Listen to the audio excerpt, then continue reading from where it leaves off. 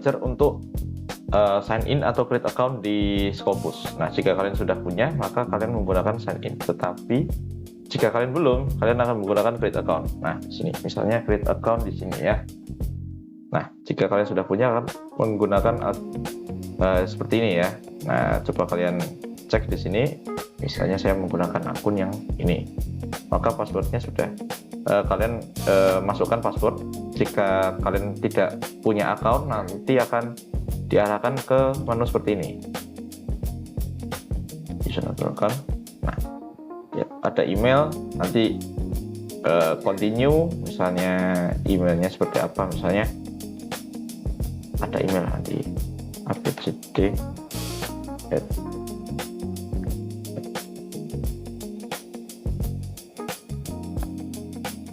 ya, misalnya kalian continue di sini, kalian akan ditanyakan given name, family name, dan juga membuat password. Nah, jika kalian sudah punya, kalian tinggal choose account saja. Nah, seperti ini, sign in, choose account, ini itu passwordnya.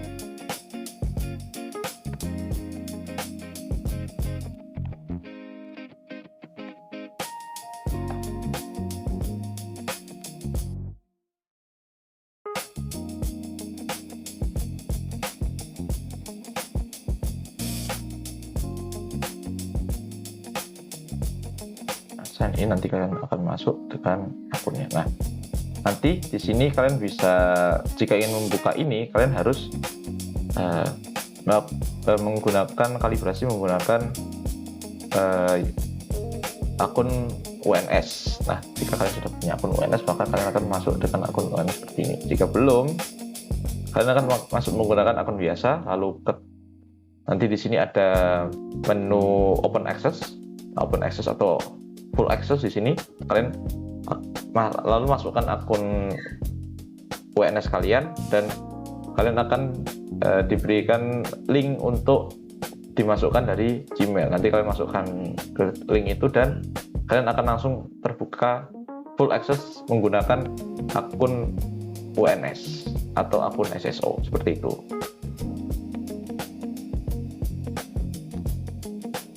Mengajarkan tentang menggunakan menu quick search. Nah, di sini quick search itu berguna seperti peramban pada umumnya, yaitu bisa mencari sesuai dengan apa yang kita mau. Nah, di sini saya contohkan seperti ini. Ada ya, topiknya seperti ini saya contohkan. Nah, selanjutnya kita harus melihat yang include personalization. Nah, di sini tuh ini akan berfungsi jika kita sudah melakukan publikasi di sini. Nah, jika kalian belum melakukan publikasi, dinyalakan ataupun dimatikan itu tidak akan berpengaruh pada hasilnya. Nah, selanjutnya kita akan melakukan search seperti ini. Nah, di sini kita bisa melihat ada beberapa artikel yang bisa dibaca. Ini misalkan kita ngambil artikel yang atas yang ini. Kita bisa melihat ada DOI-nya dan segala macam, ada citasi dan sebagainya. Kita bisa membuka full text-nya di sini menggunakan via publisher, karena tidak semuanya itu terbuka untuk umum atau full access.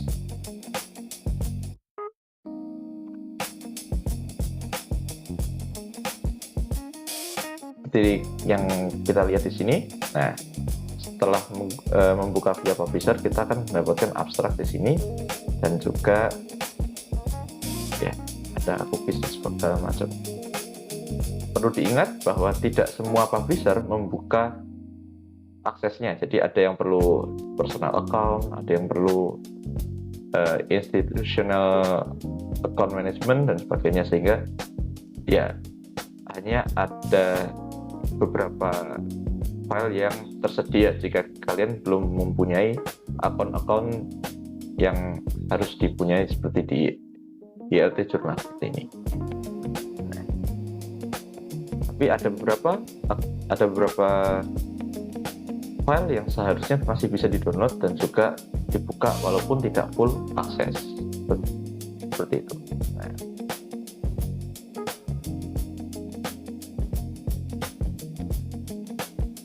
oke, selanjutnya yang pada menu yang selanjutnya yaitu dokumen. Nah, di sini dokumen ini cukup luas, kalian bisa mencari search field dan juga data range-nya seperti di bawah ini. Jadi ada event, document search dan sebagainya. Tapi jika kalian menggunakan yang biasa, maka kalian bisa mencari yang di sini. Misalnya kalian ingin mencari ada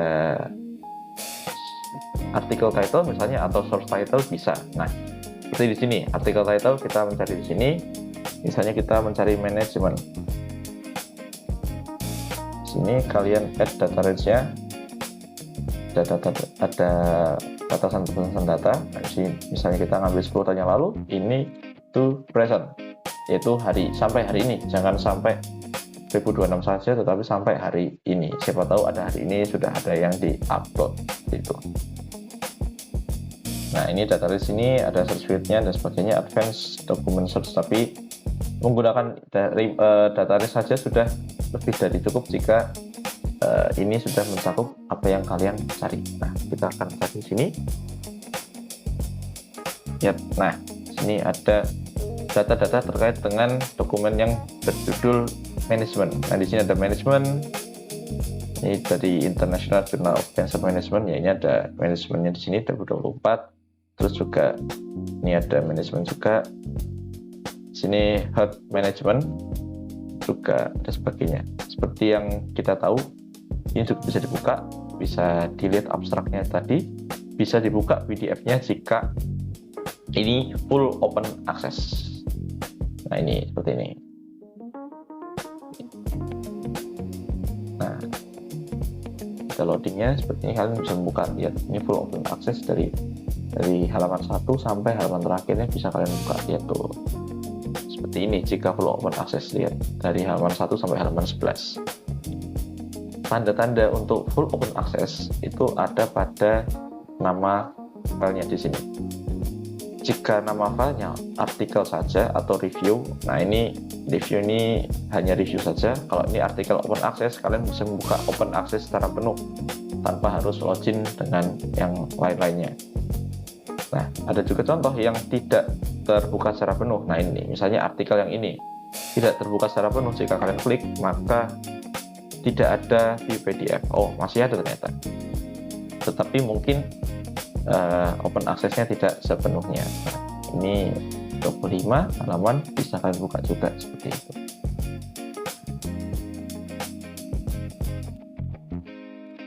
Ini dapat digunakan untuk mencari sesuai dengan topik judul ya. Jika yang ini kita cari topik judul, karena kita menggunakan artikel title. Kalau keyword ya mungkin keywordnya akan menjadi manajemen seperti ini, diganti keyword. Nah, lihat judulnya, lihat ada manajemen di sini, tapi yang diutamakan di sini adalah keyword manajemen yang ada di dalam artikel yang tersedia di sini, seperti itu. Di sini nggak ada manajemen, tapi di dalamnya ada keyword manajemen ya, berarti akan masuk di keyword. Nah, ini bisa kalian coba-coba sendiri menggunakan, ada yang menggunakan chemical name, ada conference, reference, DOI, ISSN, language. Ini language misalnya bahasa Indonesia.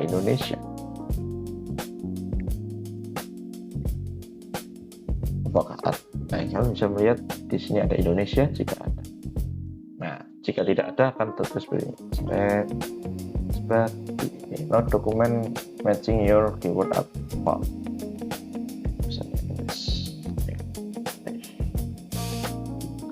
Dari Inggris. Nah, ini jika tidak ada. Nah, ini ada 39 juta dokumen artikel yang berbahasa Inggris. Nah, ini language.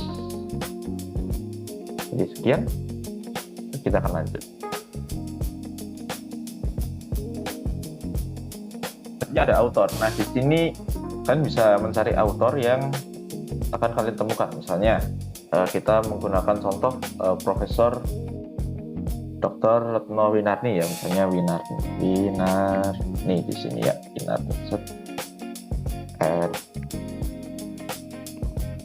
misalnya gini. Atau kalian mau cari pakai last name-nya saja bisa juga, seperti ini. Kita akan cari di sini. Ya, ada tersedia universitas yang ada. Nah, ini kita menemukan nama prof di sini. Nah, Sini kalian bisa lihat last title atau nah ini ya, kalian bisa melihat last title yang Prof sudah lakukan publikasi di sini. Mungkin kalian bisa mencari nama-nama lain seperti dosen-dosen kita atau mungkin dosen dari luar kampus yang kita ada di sini. Jadi misalnya kalian mencari dosen tentang ini yang kalian tahu, misalnya di luar kampus UNS, nah itu kalian bisa mencari di sini, nanti akan ketemu seperti ini. Nanti kalian bisa juga melihat autor biografinya seperti ini. Nah di sini ada biografi, ada dokumen apa aja yang telah dilakukan dan sebagainya, seperti itu. Ini juga ada site by siapa, ada topiknya juga, ada co-autornya siapa ada impact yang diberikan, dan juga tentu saja ada awarded grants. Nah ini masih beta dan mungkin belum diberikan, seperti itu. Jadi tidak semuanya nanti akan menemukan ini karena ini masih beta, seperti yang lain-lainnya juga. Jadi tidak semuanya terbuka untuk full akses kepada ini. Jadi hanya beberapa orang saja yang mungkin dapat fitur awarded grants. Selanjutnya kita akan membahas tentang researcher discovery. Nah, di sini ada hal yang ditemukan oleh para research.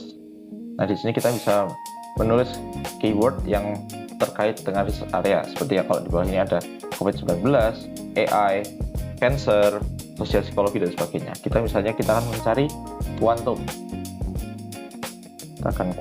Kita akan ngecek di sini apakah ada kuantum di sini. Di sini ada. Yap. Researchernya bernama Watana Bekenji Taniguchi Takashi. Jadi ini mencari researcher yang sesuai dengan topik yang kita cari. Kita misalnya mencari kuantum, nanti ada di sini mungkin kuantum fisik dan sebagainya. Di sini kuantum fisik ada Institut Material Science di Jepang. Nah ini ada nama-namanya di sini. Kita bisa membuka, kita bisa mengecek di profilnya juga. Misalnya Benson di sini ada dokumennya loh.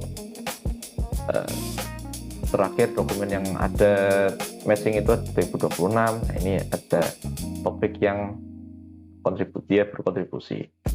Nah, dokumennya di sini ada matching dokumen juga. Ini kalau ini seluruh dokumen yang dia upload. Nah, ini juga kalian bisa membukanya seperti pada menu-menu yang lain. Nah di sini ada full text gitu. Kalian bisa membukanya juga. View at publisher ya seperti yang telah dilakukan tadi. Jadi kurang lebihnya sama. Kalian bisa akses.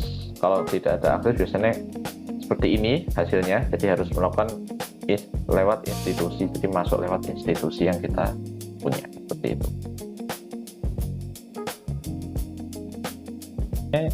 Selanjutnya ada menu organization. Jadi ini kita search-nya dibasiskan pada organisasi yang kita mau. Misalnya kita mencari ada Universitas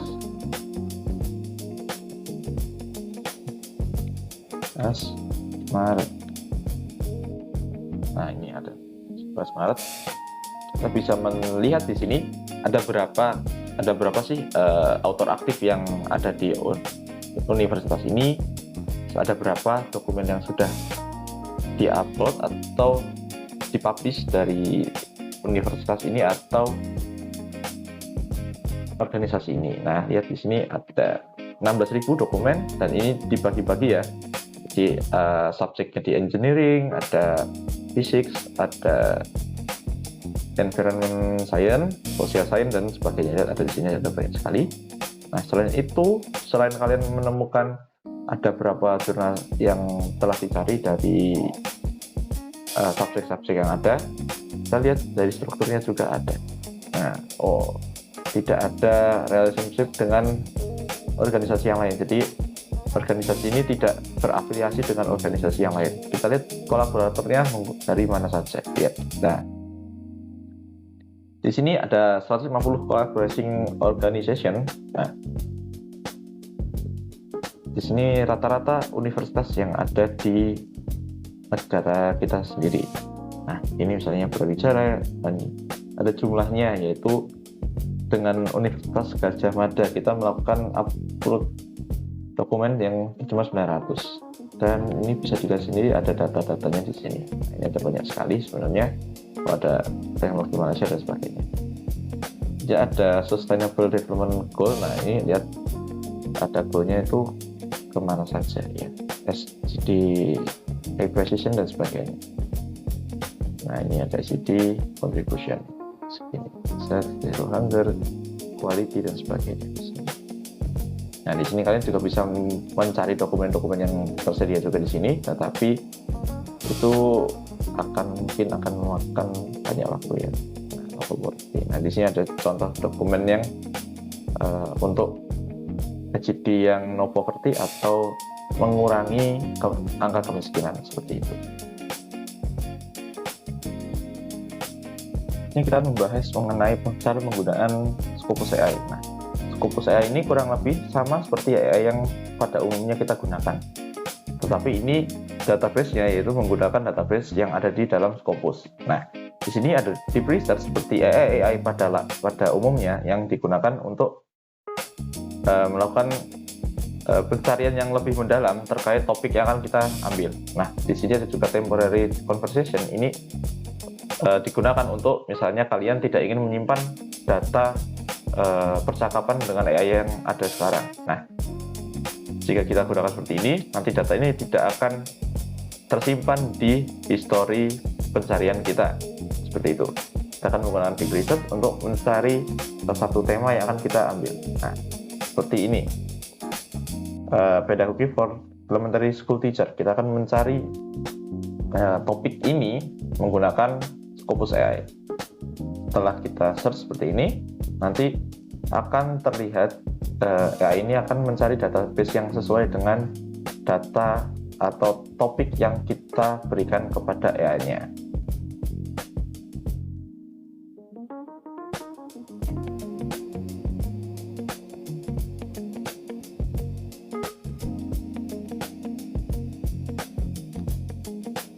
Nah, seperti yang bisa kita lihat di sini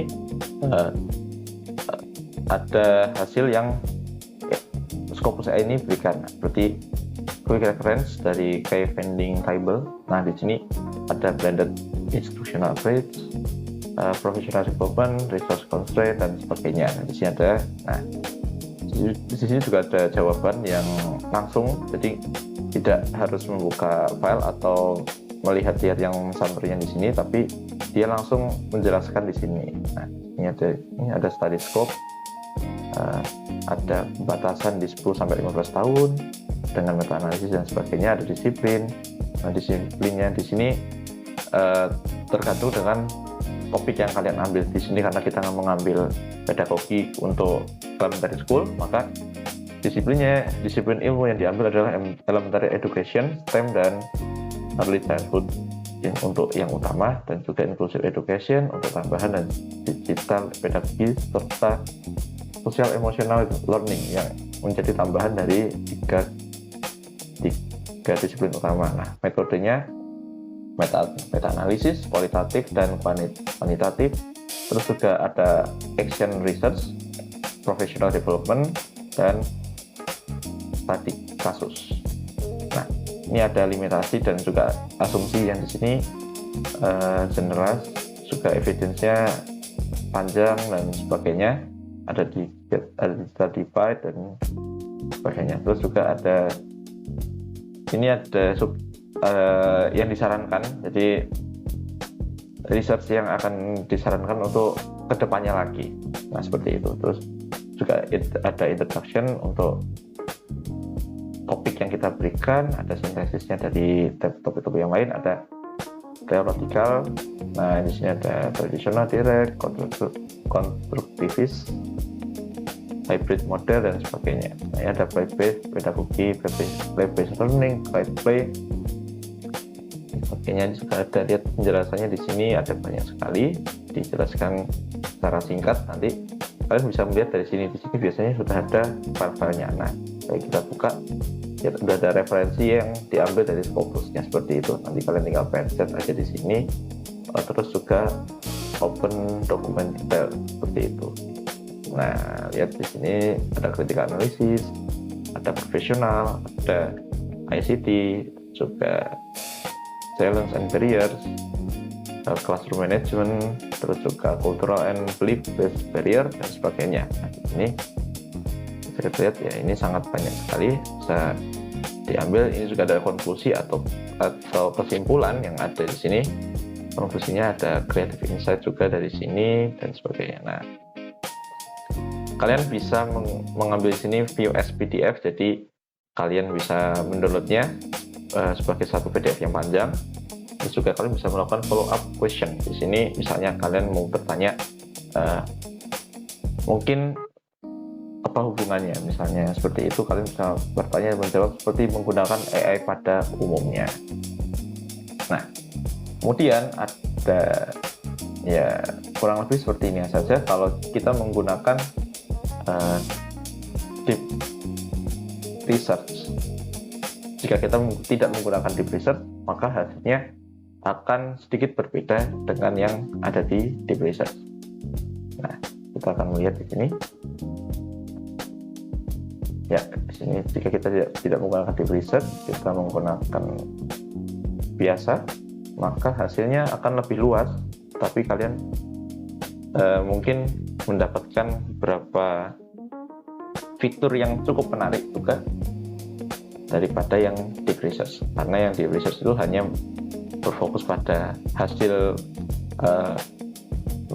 pencarian yang ada di situ. Nah, di sini lihat summary-nya lebih panjang, lebih luas, tapi jadi tidak terlalu terperinci. Tetapi kalian bisa membuka di sini kayak filenya di sini ada, bisa juga seperti yang di deep research. Tetapi fitur utama yang ada di sini itu ada concept map, topic expert, dan juga emerging themes. Ini kita akan menjelaskannya yang concept map.